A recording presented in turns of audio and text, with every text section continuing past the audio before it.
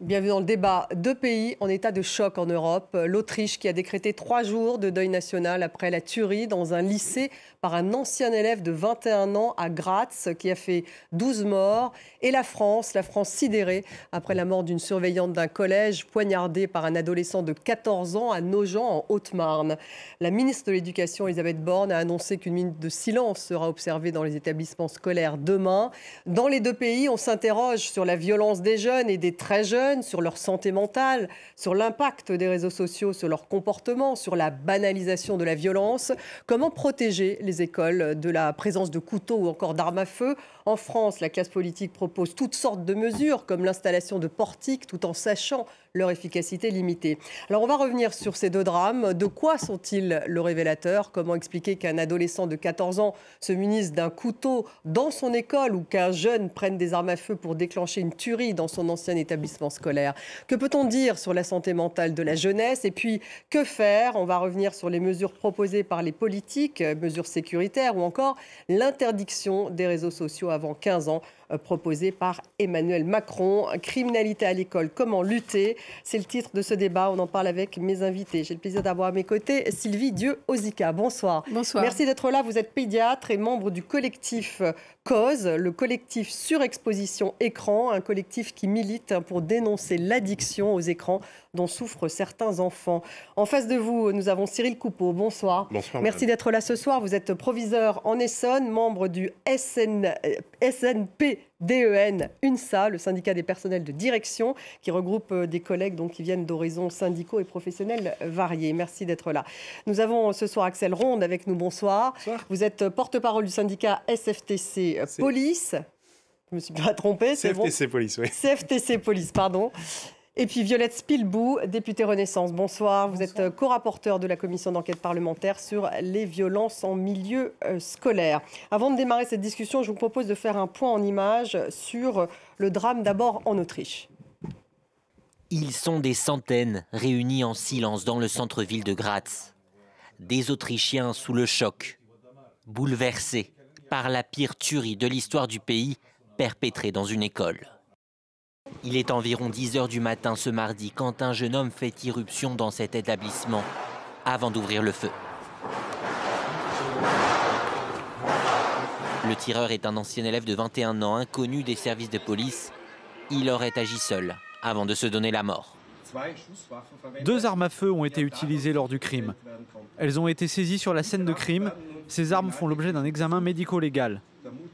On pense que le suspect possédait légalement ces armes, mais aucune information ne peut être fournie actuellement sur le mobile, car une enquête criminelle approfondie est toujours en cours.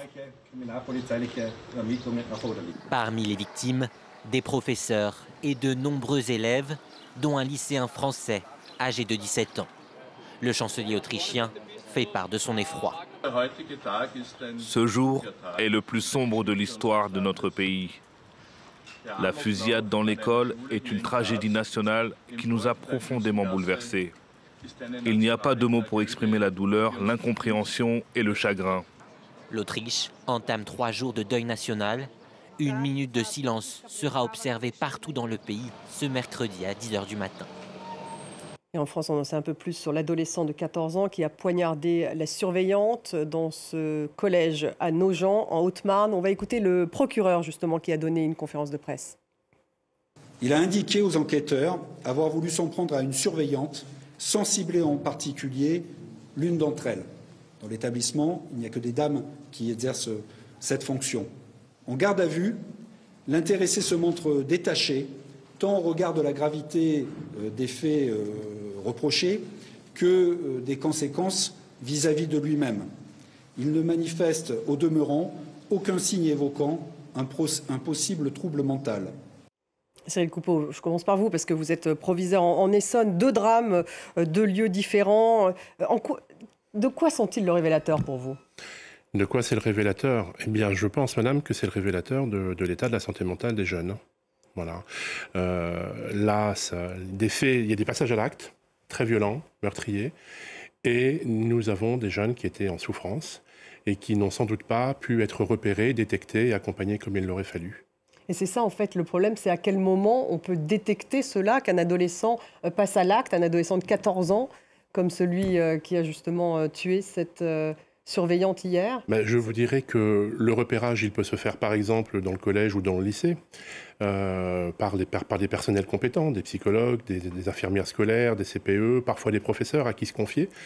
Mais lorsqu'il vous manque des personnels dans les établissements et que ces mêmes gens ne sont pas là, madame, les élèves n'ont parfois personne à qui se confier, ou alors il n'y a simplement pas la compétence dans le collège ou le lycée pour repérer, identifier le jeune et tirer le signal d'alarme en disant « Attention, il y a quelque chose qui se passe, il faut faire quelque chose, il faut l'aider ». Sylvie Diosika, votre livre, d'ailleurs, L'enfant écran, je le présente à l'antenne chez Grasset. Un mot, justement, c'est toujours une situation de souffrance pour ces enfants où là, manifestement, d'après la conférence de presse du procureur, il dit qu'il n'y avait pas de problèmes mentaux particuliers lorsqu'il parle de cet enfant, enfin de cet adolescent de 14 ans qui a poignardé cette surveillante. Mais c'était un élève, on a vu, perturbateur, ça c'est aussi les informations qu'on a pu avoir, qui a fait l'objet de 2 mesures d'exclusion.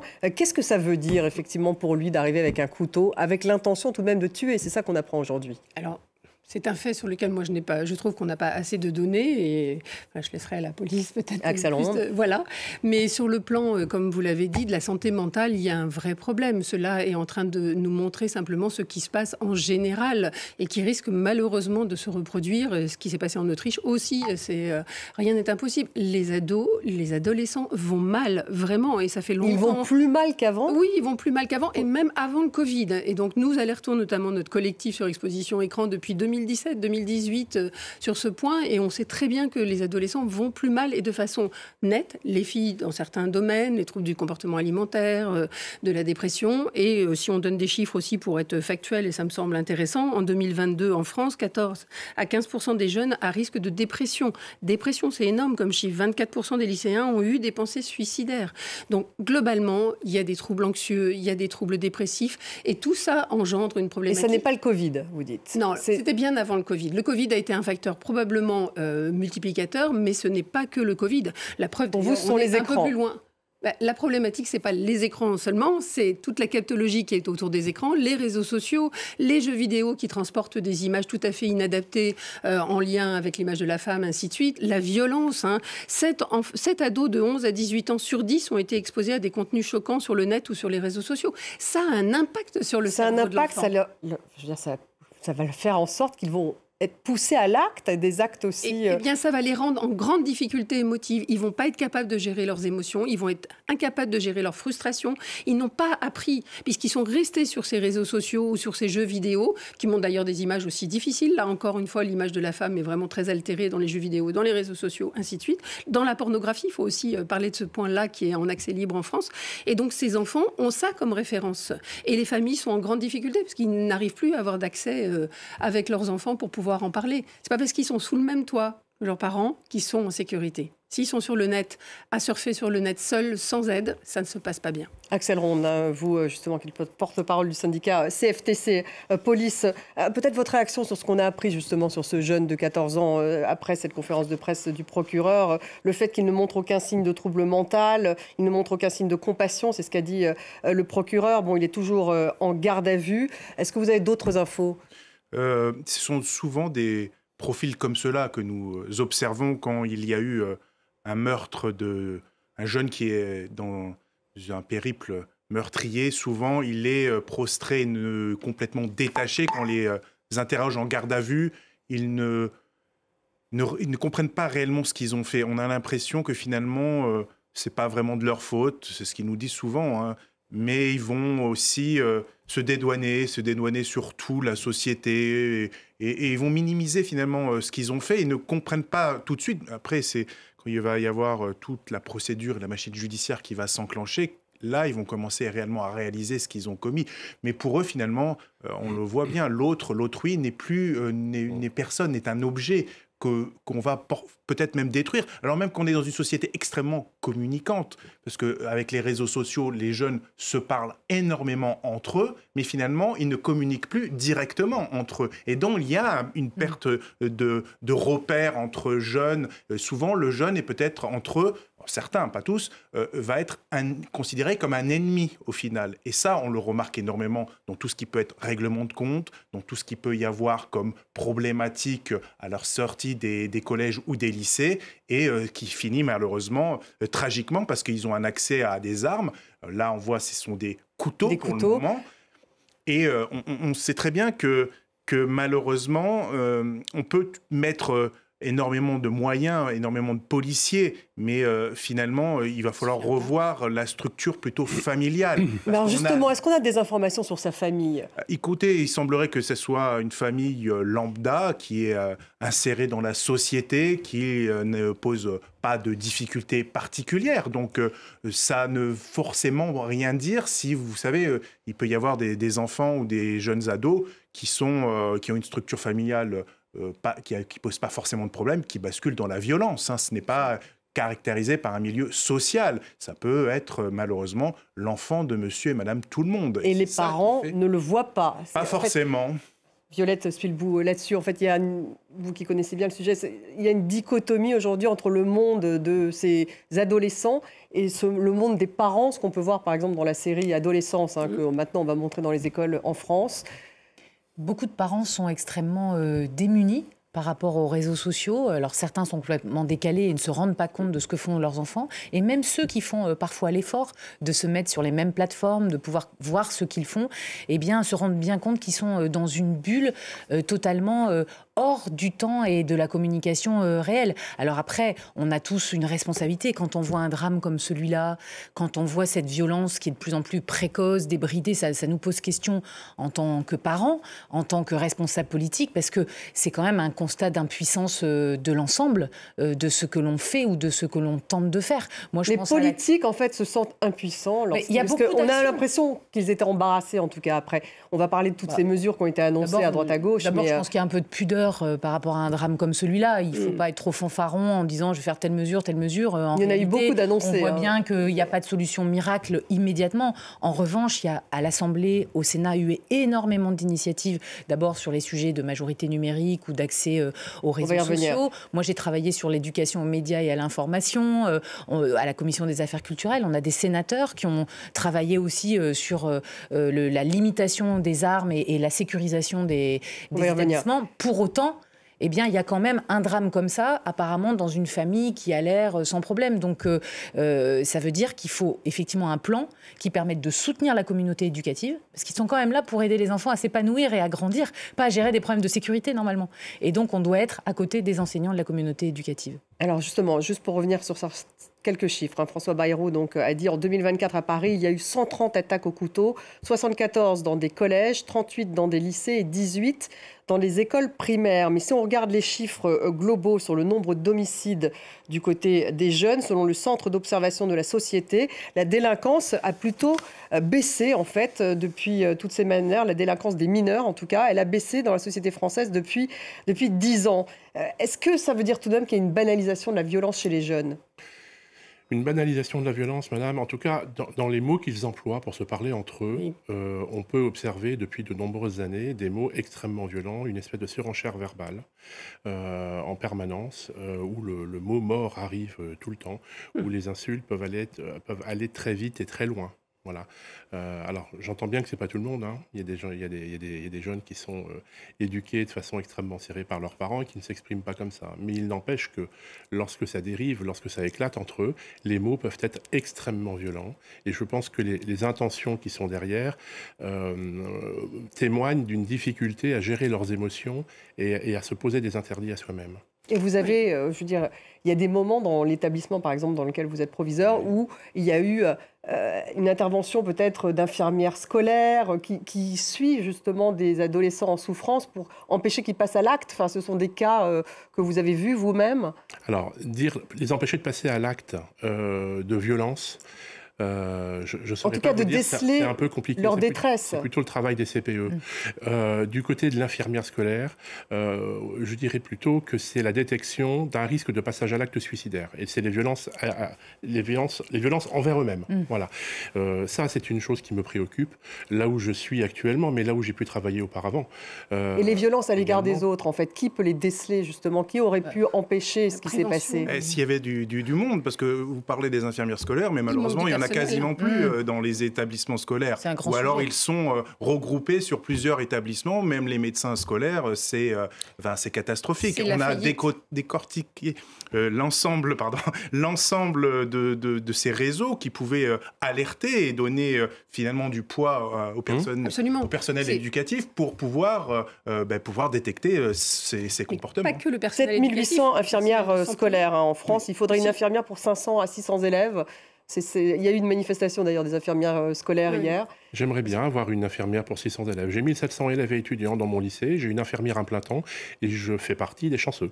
Oui, qui en a une. C'est ce que je dis dans mon livre, l'enfant écran. On démontre justement toutes ces notions-là qui manquent du monde dans l'éducation, qui manquent du monde dans la médecine. Il n'y a plus assez de médecins, plus assez de pédiatres pour pouvoir justement former les parents, informer les parents et puis analyser la situation des jeunes. Vraiment, vous avez dit quelque chose d'important tout à l'heure sur l'incapacité des jeunes à comprendre le langage non verbal. Ils ne l'apprennent plus. Ils sont sur les écrans nuit et jour. C'est pas le cas de tout le monde, on est bien d'accord. Mais quand vous manquez de sommeil, quand vous ne sortez plus, quand vous n'êtes plus en contact visuel, on se regarde, on se parle, c'est ce qui se passe dans le quotidien des jeunes. Et ça, dès l'âge de 8 ans, 9 ans, 10 ans, gérer leurs émotions, ils ne savent plus parce qu'ils ne l'apprennent plus. Encore une fois, c'est pas la majorité, mais c'est un nombre important d'enfants. Le paradoxe, c'est sur ces réseaux sociaux, finalement, ils ont des liens avec toutes les personnes justement qui sont connectées en permanence. Mais il manque ce côté charnel, physique, non-verbal qui est essentiel et que les enfants ne comprennent plus. Et aussi cette non-limite des mots, effectivement, il n'y a plus de degrés. Et c'est extrêmement agressif la plupart du temps. Pour revenir sur vos statistiques, certes, il y a moins d'enfants ou d'adolescents délinquants, mais quand ils sont dans la délinquance, elle est extrêmement violente. C'est ça que ressort d'ailleurs cette étude, c'est qu'ils passent à l'acte extrêmement durement et malheureusement finissent souvent par des tragédies et des drames. Et voilà, donc nous, on le constate de plus en plus sur la voie publique, policiers. On a énormément de mal d'ailleurs à canaliser finalement toute cette violence. On est nous-mêmes démunis. Mon collègue d'ailleurs qui est intervenu, gendarme, a eu du mal à maîtriser. Il a été blessé à la main par ce jeune qui a utilisé son couteau contre le gendarme finalement. Donc on voit que c'est une violence terrible qu'il y a, mais pas que sur les réseaux sociaux. Moi, je peux parler aussi sur les séries. Netflix, par exemple, il y a une série Squid Game qui est extrêmement terrible, où on voit le jeu, c'est de tuer finalement autrui. Enfin, c'est complètement déphasé. On a l'impression que c'est pas nouveau, c'est-à-dire que c'est exacerbé peut-être aujourd'hui. Il y avait les jeux vidéo avant, on a beaucoup. Ils baignent là-dedans, c'est ça. Ils naviguent dans un espace, l'espace Internet, l'espace du smartphone est un espace où finalement il n'y a pas du tout la régulation qu'ils auraient dans une famille qui discute, qui met les règles, ou dans l'école. Et finalement, le fait de passer la plupart de son temps dans un espace où finalement la pornographie est devenue une pornographie de violence envers les femmes, une pornographie de performance, de défi autour d'objets violents, eh bien, ça crée aussi un décalage avec des parents qui parfois ne se rendent pas compte à quel point ils sont exposés à un monde sans règles. Et donc, moi, je pense qu'on a là vraiment une responsabilité de décision, parce qu'il y a eu beaucoup de rapports, beaucoup d'associations qui ont porté cette interdiction des réseaux sociaux. Il faut à un moment qu'au niveau du collège, ce moment de fragilité sur lequel l'adolescent peut absorber le plus de choses malfaisantes pour lui et pour la violence qu'il pourrait créer, c'est à ce moment-là qu'il faut agir. Et moi, je crois que le sujet réseaux sociaux est majeur et au cœur du sujet de la violence dans notre société. Alors, il fait partie, bien sûr, des propositions qui ont été faites depuis hier. Emmanuel Macron, d'ailleurs, qui voudrait interdire les réseaux sociaux aux enfants, enfin, en tout cas, aux enfants de moins de 15 ans. On va faire un point en images avec Nicolas Chamontin sur ces propositions politiques. Après le meurtre d'une surveillante par un collégien, François Bayrou annonce une mesure radicale, l'interdiction de vente de couteaux aux mineurs. On va élargir la liste des armes. Pour l'instant, il n'y a que les poignards, pour simplifier, qui sont interdits. Et on va interdire tout couteau qui peut constituer une arme. Et l'imposition, que ce soit une vérification d'âge de celui qui reçoit le colis, c'est tout de suite aussi. Un peu plus tôt à l'Assemblée, le Premier ministre avait aussi prôné l'expérimentation de portiques de sécurité à l'entrée des établissements, suscitant des doutes au sein même de son gouvernement. Selon des statistiques de l'État, les signalements de couteaux dans les établissements scolaires ont bondi de 15% en un an. Sur France 2, Emmanuel Macron décrit une société de plus en plus violente et promet d'interdire les réseaux sociaux aux moins de 15 ans. Je vais vous dire, c'est simple, je nous donne quelques mois pour arriver à faire la mobilisation européenne. Sinon, je négocierai avec les Européens pour que nous, on commence à le faire en France. On ne peut pas attendre. De leur côté, les élus de gauche réclament un meilleur accompagnement psychologique des adolescents. Vous aurez toujours là une paire de ciseaux, ici un cutter ou autre. Et donc en fait l'enjeu n'est à mon sens pas ici.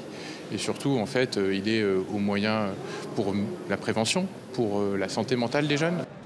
Le meurtrier, un collégien de 14 ans, a été placé en garde à vue. Les élèves de l'établissement n'ont pas cours ce mercredi. L'Académie de Reims a mis en place une cellule de soutien psychologique. Alors, on va les passer en revue, ces mesures. D'abord, Cyril Coupeau, ces portiques, est-ce que c'est une bonne idée de mettre des portiques à l'entrée donc, de tous les établissements scolaires? Et est-ce que l'autre bonne idée de François Bayrou d'interdire la vente des couteaux aux mineurs, est-ce que ça marche? Bon. Est-ce que c'est une bonne idée, une mauvaise idée? Je suis pas sûr d'avoir la compétence pour donner les bons ou les mauvais points. C'est une idée. Je pense que, comme toutes les idées, elles peuvent être localement intéressantes, mais l'idée qu'elles soient uniformes et fonctionnent comme une panacée, je n'y crois pas du tout. Sur les portiques. Voilà, sur les portiques. Voilà. Il y a des endroits où ça servira, mais ça dépend aussi de la conformation des locaux, madame. C'est-à-dire que... Par exemple, vous, dans votre établissement, dans l'Essonne. Alors, dans mon lycée, je ne serais pas contre un portique tourniquet, parce que ça permet de réguler le flux d'entrée et de sortie, et ça permet que quelqu'un de l'extérieur ne puisse pas rentrer inopinément lorsque quelqu'un sort et laisse dans le temps, vous voyez que le portail se referme. Voilà. Mais donc c'est pas un portique, mais plus un tourniquet pour réguler le flux, en fait. Un contrôle d'accès, voilà, mécanique, peut-être avec une carte, ce qui permet d'avoir une personne de moins au portail, puisque le problème pour nous, c'est le manque de présence humaine dans les établissements. Le deuxième point, c'était interdire la vente des couteaux. Bon, je ne cesse de dire qu'il faut éduquer et accompagner les élèves. Quand on les éduque, on leur inculque des valeurs et montrer que les couteaux sont interdits à la vente, ça permet de donner de façon symbolique quelque chose aux valeurs que l'on transmet. Donc en soi, ce n'est pas inintéressant. En revanche, madame, si vous cherchez un couteau, vous le trouverez. Voilà. Déjà chez soi, chez ses parents. Voilà, vous commencerez par prendre le couteau à steak dans le tiroir de la cuisine. Voilà, et s'il monte dans votre chambre ou qu'il va au collège ou au lycée le lendemain, eh ben, il ira. Donc plutôt inefficace. D'ailleurs, c'est ce qu'il a fait.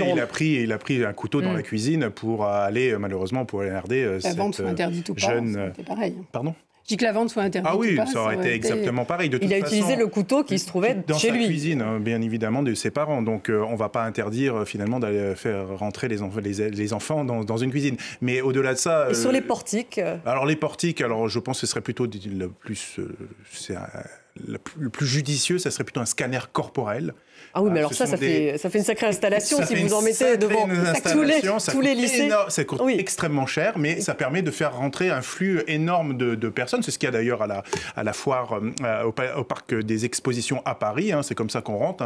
Je ne sais pas si vous y êtes allé récemment, mais c'est ce qu'ils ont installé et ça permet effectivement de faire rentrer plus rapidement les personnes. Mais c'est réaliste de penser que... C'est irréaliste à mettre en place parce que ça coûterait des milliards. Il faut aussi des opérateurs derrière ça. Il faut aussi des vigiles armés parce que qu'est-ce qu'on va faire si un élève a un couteau, il va vouloir finalement l'utiliser parce qu'il était déterminé à rentrer avec et l'utiliser. Donc on va pas laisser un vigile désarmé se faire trucider. Donc non, il faut remettre un petit peu des valeurs finalement dans la société. On n'a plus de repères, on a déconstruit, si vous voulez, la famille, la cellule familiale. On a finalement empêché, on a même culpabilisé les parents et il y a un problème aussi de frustration des enfants. Les enfants ne sont plus frustrés dans notre société et on voit bien que finalement sur la voie publique, ils ne respectent plus l'autorité. Nous, policiers, on n'est plus respectés par des gamins de 12, 13, 14 ans. Qu'est-ce que vous voulez faire? Ça devient extrêmement compliqué. Problématique. Et il va falloir remettre aussi des moyens à la justice des mineurs, qui puissent avoir une autre réponse. Nous, on est pour des courtes peines pour les primo-délinquants, pour qu'ils puissent, même une semaine, pour qu'ils puissent aller dans des établissements spécifiques pour cela, hein, pas les mélanger avec des criminels, bien évidemment, mais soit des centres fermés avec un système éducatif à l'intérieur, mais de structures militaires, si vous voulez, esprit militaire, pas avec des militaires, avec un esprit militaire, avec un réveil à 6 h du matin, faire son lit. Vous avez des repères. Ça, c'est traditionnel, on va dire. Voilà, mais ce qui n'existe pas chez eux. Hein. Non, mais parlons du problème de fond. Alors, un petit point quand même. Il faut savoir que quand on dit à un parent il va falloir arrêter l'usage d'un jeu vidéo ou d'un réseau et retirer le smartphone à la maison, une des choses que je dis, ne faites pas ça dans la cuisine. Il y a un couteau et la colère est telle de la frustration que c'est bien sûr, parce qu'ils vont tellement mal quand on leur retire cet objet qui est diabolique. Attendez, là vous êtes en train de dire que si le parent interdit l'usage de l'iPhone à son enfant, il risque de prendre le couteau. Mais bien sûr, la violence engendrée par cette frustration est extrêmement difficile. Donc il faut savoir que tout ça est lié à notre société qui n'a pas donné le mode d'emploi à l'utilisation de l'Internet. Il faut d'abord parler de ça, avant de parler, si je peux me permettre, de portique ou autre. Le problème est l'éducation, qui n'a pas été suffisamment faite, et l'interdiction, on va sûrement y venir, parce que éduquer et interdire n'est pas incompatible et que c'est absolument essentiel pour protéger ces enfants. Alors avant de parler de l'interdiction de ces réseaux sociaux, un mot encore sur les portiques, justement, avec vous, dans certains établissements où il y a un diagnostic de sécurité et que la maîtrise du flux d'entrée doit être améliorée, il faut le faire. Il faut que les personnels déjà maîtrisent qui entre ou sort dans l'établissement et qu'ils aient les moyens de le contrôler.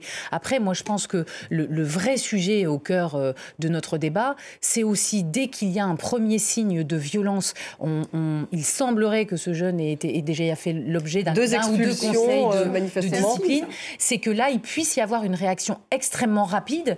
Et aujourd'hui, il me semble que la communauté éducative est assez démunie. C'est-à-dire que comme il n'y a pas de psychologues scolaires ou d'infirmières scolaires régulièrement, comme il n'y a pas une consultation en centre médico-psychologique prioritaire, eh bien, ils sont démunis dans la réaction immédiate. Et donc ça, dans les annonces du gouvernement qui semblent être en train d'être faites, et notamment de la ministre de l'Éducation nationale, je crois que ça peut accompagner. Dès le premier fait de violence, il faut une autorité immédiate sur la sanction. Et ça, c'est ce qui se travaille sur la délinquance des mineurs. Et il faut une réponse psychiatrique, psychologique à la hauteur. Donc ça veut dire qu'il faut avec plus d'infirmières scolaires, donc plus d'encadrement. Et puis un travail commun avec la psychiatrie de ville et une priorisation sur les jeunes délinquants. Les délais de consultation du CMP, il faut le savoir, en moyenne, c'est 1 an, 18 mois. Donc vous faites un diagnostic d'une situation d'anxiété, de dépression, de violence, de non-gestion des émotions, et après, vous n'avez rien. Donc là, vous parlez de la psychiatrie d'une manière plus générale. La psychiatrie, on sait combien elle va mal. Et la seule chose qu'ont accès finalement ces jeunes, c'est la drogue, parce qu'on n'en parle pas aussi, c'est qu'il y a énormément d'enfants qui vont consommer ces produits stupéfiants qui sont extrêmement dangereux, toxiques, et qui peuvent, si vous voulez, décupler les problématiques psychiatriques qu'ils peuvent avoir. Nous, on le voit chez des jeunes, et d'ailleurs des moins jeunes, hein, que ces produits stupéfiants, cette drogue, elle... Vous parlez de quel produit stupéfiant en particulier ? Le cannabis, juste le cannabis. C'est le cannabis d'aujourd'hui, il est extrêmement puissant. Il est 200 à 300 fois plus puissant qu'il y a 20 ou 30 ans. Donc on a affaire à des drogues. D'ailleurs, une drogue de synthèse, c'est le PTC. C'est pète ton crâne, ça s'appelle carrément. C'est sous forme de fluide qu'on va fumer avec une cigarette électronique et ça va être décupler les effets du cannabis. Il y a le protoxyde mais le protoxyde d'azote aussi. Ils sont sous protoxyde et ils vont commettre pas mal d'exactions parce qu'ils se sentent surpuissants et parce qu'aussi ils ont une pathologie derrière qui n'ont pas pu être détectées en amont. Problème de santé mentale et de réponse à cette problématique qui est grave. J'aimerais bien, pour réagir à ce que vous dites, moi j'entends bien les questions de consommation, de protoxyde, etc. C'est peut-être une image que vous avez de la jeunesse et vous êtes plus au contact que moi de ce genre de choses, évidemment, monsieur. Mais à ce moment-là, il est important de dire c'est une consommation qui existe dans la jeunesse, ça ne veut pas dire qu'elle existe dans l'école. Ah, j'ai pas dit que c'était dans l'école. Non, mais c'est très important. Parce que là, on parle de violences qui se droguaient dans l'école. De violences qui ont lieu en établissement scolaire ou devant un établissement scolaire. Je vois pas des armées de camés entrer dans mon lycée le matin, je vous l'assure. Non, mais en tous les cas.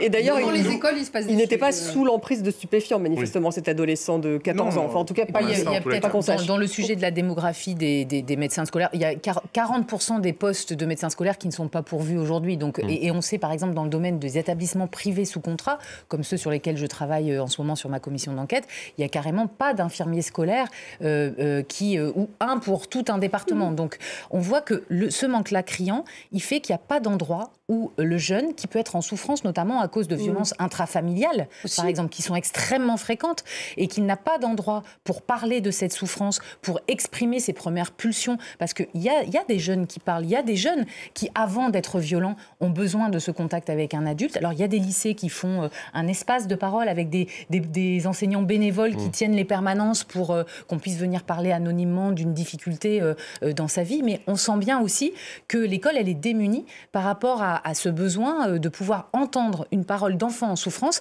qui parfois est à l'origine de violences qui sont pulsionnelles et qui peuvent générer des drames. C'est le Coupeau. Donc la première mesure en fait qu'il faudrait prendre, c'est augmenter le nombre d'infirmières scolaires, augmenter le nombre de CPE, augmenter le nombre de surveillants, de psychologues. C'est les moyens de l'éducation nationale, oui. Ce qu'on dit depuis très longtemps. Aussi, de la santé. Alors augmenter, je vous dirais, excusez-moi, alors moi je vois le tableau de façon très très sombre à l'école, mais c'est pas juste qu'il faut augmenter, c'est qu'il faut commencer par pourvoir les postes qui existent. Déjà. Parce qu'en fait, il y a des endroits où c'est pas qu'on n'a pas prévu qu'il y en ait. On a prévu qu'il y ait une infirmière, il est prévu qu'il y ait 2 psychologues de l'éducation nationale, etc. Et en fait, ils n'y sont pas parce que nous n'avons pas les personnes. Voilà. Vous avez du mal à recruter, c'est ça que vous voulez dire? Absolument. Il manque énormément de gens. Vous avez vu cette année qu'il manque des professeurs dans différentes disciplines. Eh bien, il manque également des infirmières scolaires, des médecins scolaires. Et des médecins. Voilà, les CPE, il en manque un peu moins, mais jusqu'à 2030. Et on critique les fonctionnaires en permanence. D'ailleurs, là, actuellement, le Premier ministre, c'est ce qu'il est en train de parler en disant qu'il y a trop de fonctionnaires et que finalement, les fonctionnaires, ça sert à rien. Mais au final, les gens ne veulent plus rentrer dans la fonction publique. Il y a des problèmes de recrutement. Un mot sur les réseaux sociaux, parce que ça, c'est important, cette proposition d'Emmanuel Macron, donc d'interdire les réseaux sociaux avant 15 ans. Concrètement, Sylvie Dieu-Ossika, comment on fait ? Alors, techniquement, il semble que ça soit tout à fait possible. Moi, je pense qu'il faut proposer cette interdiction des réseaux sociaux, et je fais partie de la commission TikTok, et notamment TikTok, effectivement, parce que tant que le DSA, Digital Service Act européen, dont a parlé M. Macron, ne sera pas appliqué, il faut que ces choses soient faites pour protéger. Mais je pense qu'une solution... Mais justement, la France ne peut pas le faire seule, c'est ce qu'il avait l'air de dire aussi. Enfin, le président de la République a l'air de dire on va essayer de prendre les devants, mais en fait, c'est une régulation européenne. Oui, et le problème, c'est le temps que tout cela va prendre, mais j'aurais une précision à faire qui me semble importante. Je pense que la meilleure solution que propose le collectif sur exposition écran, c'est pas d'objets connectés avant 15 ans. Je crois que ça, c'est pas de smartphone avant 15 ans, avant l'entrée au lycée. Ah ben c'est sûr que le numérique sera pas content, parce qu'il faut savoir qu'il y a cette problématique-là d'une industrie du numérique absolument hyper puissante et qui se fout complètement de l'état de... Oui, mais vous l'interdisez comment? Vous allez interdire de vendre des smartphones. De smartphones pour les enfants de moins de 15 ans, avant de rentrer au lycée. Les parents voient aussi ce qui se passe dans leur famille. Ils voient ces enfants avec lesquels ils ne communiquent plus, avec lesquels ils n'arrivent plus à faire des activités ensemble, un jeu de société, une sortie ensemble, des enfants qui ne veulent plus sortir. Donc je crois qu'il y a une prise de conscience de la société pour effectivement ne plus donner de smartphone tôt aux enfants. La deuxième chose, c'est effectivement ce sujet proposé d'interdire les réseaux sociaux. Ça veut dire qu'un jeune en dessous de 15 ans ne pourra plus être autorisé par la plateforme Facebook, mais alors Instagram. pour l'instant, c'est le cas. Il doit donner son âge. Mais aujourd'hui, il n'y a pas la reconnaissance faciale. Attendez, pas en même temps. Aujourd'hui, il n'y a pas la reconnaissance faciale, il n'y a pas la carte d'identité. Ce qu'on dit quand on dit que ce n'est pas forcément faisable, et parce qu'il faut attendre l'Europe, c'est parce que ça peut être contourné. Il suffit que le jeune achète un VPN dans un site allemand. Ils savent très bien faire. Oui, mais après, c'est vrai que tout ce qui va rendre les choses plus difficiles, après, c'est pareil, la lutte contre le tabac, l'augmentation du prix, tout ce qui va rendre plus difficile un accès à un jeune qui a 9-10 ans au réseau social va lui faire aussi prendre conscience qu'il y a une interdiction, va créer une discussion avec les parents. Enfin, on peut se dire qu'il faut faire quelque chose. Sinon, après, ça veut dire qu'on est fataliste et puis qu'on laisse tout tomber. Il y a un pacte smartphone de beaucoup de parents qui décrètent qu'il n'y aura pas de smartphone pour leur enfant. Oui, mais ça, c'est la décision familiale. Là, on parle d'une interdiction beaucoup plus générale. Vous donnez un objet diabolique, mais diabolique, j'insiste sur ce terme, qui apte l'enfant, qui le met dans une bulle totalement inadaptée, avec des contenus haineux, de la souffrance, enfin, de la pornographie, on l'a dit. Et on lui donne sans qu'il y ait un contrôle parental efficace, puisque les enfants savent très bien le contourner très vite et que les parents pensent, encore une fois, que dans leur chambre, ils sont en sécurité. Il faut interdire le smartphone, proposer ce qu'on appelle des dumb phones, des téléphones non connectés pour tous les enfants. À partir du moment où tous les ados ont la même chose, c'est beaucoup plus simple que quand ils ont un smartphone que l'autre veut. Et Violette Spilgous, ça vous semble réaliste, ça, une décision d'interdiction aussi radicale? Au niveau européen, comment ça peut se passer? Parce que si j'ai bien compris, il y a une application qui s'appelle le Mini Wallet qui doit être mise en place au niveau européen. Quelques pays y sont favorables, mais vraiment pas tous. Hein. Il va falloir convaincre. On l'a vu dans les débats sur le projet de loi SREN, la régulation de l'espace numérique. On a ce problème d'identification de l'utilisateur qui est extrêmement complexe et qui peut être contourné par les VPN. Donc moi, je pense qu'il n'y aura pas une solution miracle et super efficace sur les réseaux sociaux. Après, une interdiction par le président de la République, le gouvernement, un débat sociétal sur ce sujet, c'est aussi une prise de conscience d'un choc. Enfin, on parle quand même de meurtre de 9 enfants en Autriche, d'encore un meurtre d'une surveillante dans un lycée. Mais sont-ils liés uniquement aux réseaux sociaux?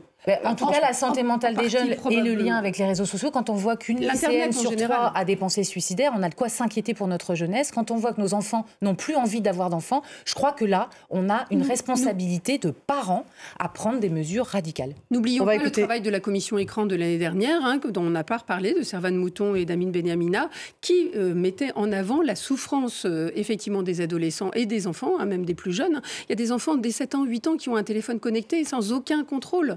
Donc, encore une fois, ils se retrouvent sur des images inadaptées et leur cerveau se dégrade avec une absence d'émotion. Mais là, on parle plus de 7-8 ans. Là. Il dit jusqu'à 15 ans. Et 15 ans, quelqu'un de 14 ans est très différent d'un enfant de 7 ans. Ça ne veut pas dire qu'on ne va pas ouvrir les écoles pour essayer de faire une éducation vraiment au numérique. À la fois les parents, à la fois les élèves. Il faut se donner des moyens d'ouvrir peut-être aussi les écoles ou de créer, par exemple, des centres où on peut faire du sport avec une ouverture plus importante pour pouvoir faire de l'activité physique. La santé physique de nos enfants, si on ne le dit pas assez, est tout à fait perturbée. Ils dorment mal, ils ne jouent plus, ils ne courent plus. Donc il faut revenir à avant les réseaux sociaux. C'est un peu finalement. Il faut apprendre à gérer les réseaux sociaux et éventuellement inventer un réseau social éthique. Retirer les contenus les plus problématiques sur les réseaux sociaux. Je pense qu'on peut réguler, je pense qu'on peut aussi former. C'est compliqué, on sait que c'est compliqué. En fait, c'est l'IA, c'est par rapport au contenu que vous allez regarder qu'on va vous proposer cela. Donc les algorithmes, il faut les supprimer. Effectivement, il faut remettre de l'ordre dedans. Je pense qu'il faut une police réellement du net avec pour protéger nos enfants. Je ne pense pas qu'on puisse retirer. Je pense que c'est une mauvaise idée parce que de toute façon, quand on fait de la prohibition, il y a toujours autre chose à côté. On voit bien sur les cigarettes. Là, actuellement, on est en train de s'apercevoir que 40% des cigarettes fumées en France, ils sont issus de la contrebande et de la contrefaçon. Donc, dans tous les cas, on trouvera toujours quelque chose et on va punir finalement l'ensemble des gens qui n'ont pas forcément, qui posent pas forcément problème parce qu'on n'est pas capable de gérer une minorité qui nous pose problème. Moi, ça me fait toujours peur de faire une interdiction totale. Je pense qu'il faut éduquer les gens, éduquer les personnes en leur disant, on vous a mis des outils entre les mains, il y a un problème, on vous a pas effectivement donné le mode d'emploi et il va falloir qu'on vous le donne, le mode d'emploi. Donc ça, c'est plus de l'éducation que de l'interdiction. Bien évidemment. C'est du DSA, c'est ce que le DSA souhaite faire, sauf que ça va mettre des mois et des mois et en attendant, on a Ils n'ont pas vraiment de volonté, c'est surtout ça, je pense. C'est le propos sur cette interdiction justement d'accès aux réseaux sociaux jusqu'à l'âge de 15 ans. J'ai du mal à me positionner, madame. C'est-à-dire que je vois bien les ravages que ça crée, les réseaux sociaux, chez les jeunes. Et pour autant, par moment, on est content de les trouver. Voilà. Et pourquoi ? Parce que, par exemple, les élèves ont pris l'habitude de tous se créer un groupe classe sur les réseaux sociaux. Et quand quelqu'un est malade... Des groupes WhatsApp des groupes WhatsApp ou Snap ou je ne sais trop quoi. Quelqu'un est malade, très bien, moi je suis en cours, je prends mon smartphone, je fais une photo du cours. Et en fait, je le mets sur le groupe et les gens qui ne sont pas là auront le cours. Et si vous voulez, c'est une bonne utilisation des réseaux sociaux. C'est un usage éthique. Oui, donc, c'est pour ça que je préférerais l'idée... Vous parliez de réseau éthique. Je préfère l'idée de réseau éthique, d'un contrôle, d'un accompagnement. Excusez-moi, je reviens toujours à la même chose. L'école, elle est faite pour éduquer et accompagner. C'est notre boulot. Hein. C'est pas de les fouiller pour savoir s'ils ont des armes sur eux. C'est de faire en sorte qu'ils n'aient même pas l'idée de venir avec. puis il y a peut-être aussi, en ayant travaillé sur le sujet de l'éducation aux médias et à l'information, la lutte contre les fake news, on a aussi dans les établissements scolaires des professeurs un peu référents qui sont ceux qui animent les centres de documentation. C'est là où le jeune vient, entre deux pauses, consulter quelque chose d'autre que son téléphone, une lecture, et exercer son esprit critique. Et c'est souvent auprès du documentaliste qui vient se confier parce qu'il a un peu plus de temps, qu'on n'est pas en cours, on est en mode projet. Et donc moi je pense aussi que dans les établissements, il y a des fonctions comme celle-là, on parlait de la santé mentale, mais le centre de documentation, c'est aussi un endroit où on apprend à utiliser les réseaux sociaux, à choisir là où on lit l'information. Donc là on n'est plus dans l'interdiction. C'est aussi l'apprentissage de l'esprit critique, ça c'est un des rôles de l'école. Et là aussi, nous on est plusieurs parlementaires à avoir proposé le renforcement des moyens là-dessus, parce que c'est un investissement pour l'esprit critique de la jeunesse et donc la citoyenneté de demain. Dès le primaire. Voilà. L'éducation au numérique, c'est dès le primaire. Ce serait même en fin de maternelle, parce que ça commence extrêmement tôt. Mais comment vous éduquez au numérique si vous interdisez? Non, j'interdis le smartphone. Attention, pas d'erreur. Interdire le smartphone, ça me semble essentiel avant l'entrée au lycée ou jusqu'à la 3e. Vous savez qu'il y a des collèges qui font ça. Moi, j'ai un collège à Villemont dans le 93 qui fait ça. Mais de plus en plus de collèges interdisent d'ailleurs. Tous les élèves ont le même téléphone non connecté. Et ça se passe plutôt très bien. Les Canadiens aussi ont mis ça en place dans certains établissements. Et tout le monde est content. Les professeurs sont contents parce qu'ils arrêtent de faire de la discipline en permanence. Arrête de sortir ton portable, ne réponds pas, ainsi de suite. La tricherie aussi. Du bien à la famille aussi, parfois. Et ça n'empêche pas l'éducation au numérique qui serait faite à l'école, qui serait faite dès les premiers jours de rentrée pour que les parents soient informés, et ça dès le primaire. Moi, j'interviens dans les écoles maternelles, primaires, collèges. Les parents ont besoin de cette information qu'ils n'ont pas. Quand je leur dis, votre gamin regarde du porno dès l'âge de 10 ans, ils me regardent avec des yeux en pensant que c'est impossible. Et bien sûr que oui. Les enfants regardent des images totalement inadaptées. Donc, ils ne peuvent pas aller bien. Et le meilleur moyen pour utiliser ces images de façon facile, c'est un écran nomade. Donc, c'est ce fameux smartphone. Si vous avez une tablette, un ordinateur, vous allez le partager la plupart du temps avec votre parent et ça sera tout à fait différent. Et à l'école, ou le mercredi, ou à d'autres endroits, on pourrait imaginer des centres aérés de collégiens. Ça serait vraiment une très bonne idée, à mon avis. Le mercredi, on pourrait apprendre, par exemple, à utiliser le numérique, à connaître les réseaux sociaux, à avoir des arguments, à savoir argumenter ou critiquer. Merci beaucoup, Sylvie Diosica, d'avoir été avec nous. Cyril Coupeau, Violette Spilbou, merci d'avoir été là. Merci à vous, Axel Ronde. Et merci à vous tous de nous avoir suivis. Vous retrouvez l'émission sur les réseaux sociaux également en podcast. Je vous dis à demain.